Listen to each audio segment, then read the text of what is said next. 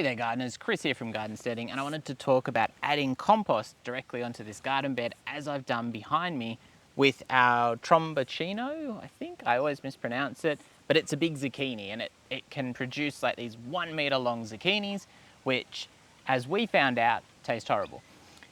You need to pick them when they're nice and small.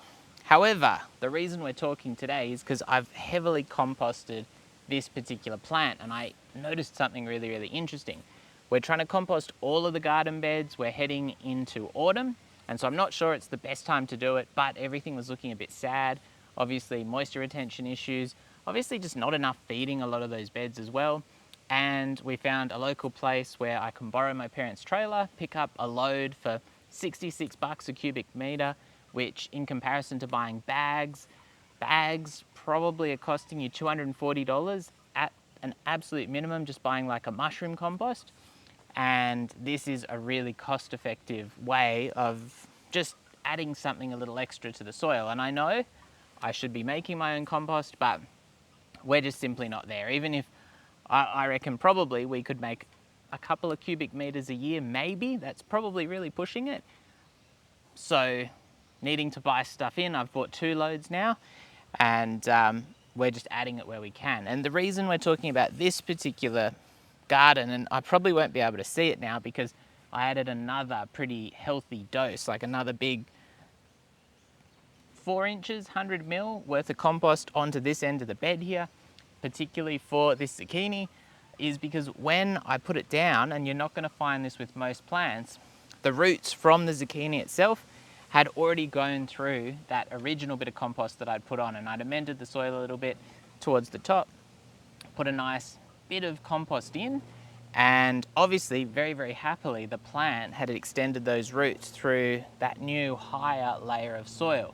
And the reason you're not always going to see that is because most plants probably aren't that vigorous. Most of them don't have kind of a root system which will necessarily do that. We'll be able to benefit in that way.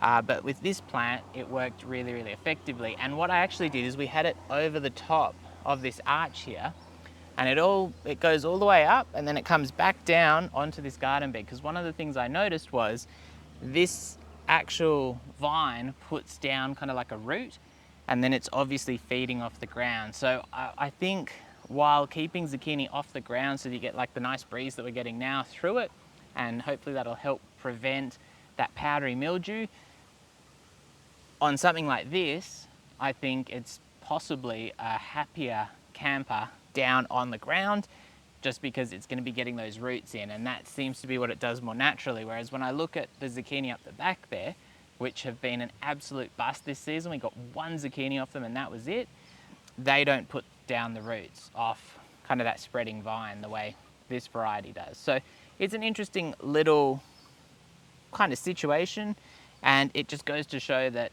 on some plants the benefits of that compost are going to be really, really, really immediate. And this isn't the only plant that has quite obviously benefited.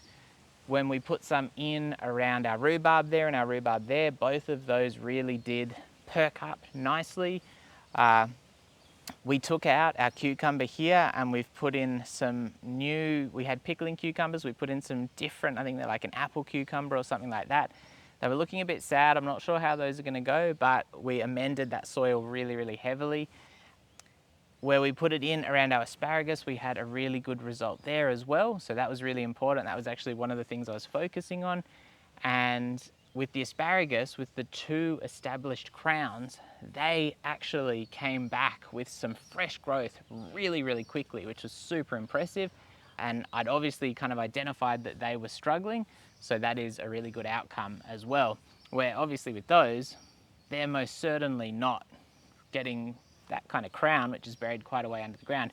It's probably not setting roots right up into that new compost, but they obviously are benefiting from it pretty enormously. Now, the one point I will make when we're talking about chucking our compost on top, and I did try and do this a little bit, I either mixed in our sugarcane mulch or I lifted it off, put the compost on and then put the sugarcane mulch back over the top, because one of the things that I've discovered, one of the lessons that I've discovered is that if you layer soil or compost with layers of your sugarcane mulch or straw or hay or stuff like that, it captures moisture really, really well in those in-between layers, and it'll prevent it from properly seeping through, and you will end up with a very, very dry, deeper layer, which if you've got deeply rooted plants is going to be a problem because they can't access that moisture, and that is something that you need to kind of keep in mind.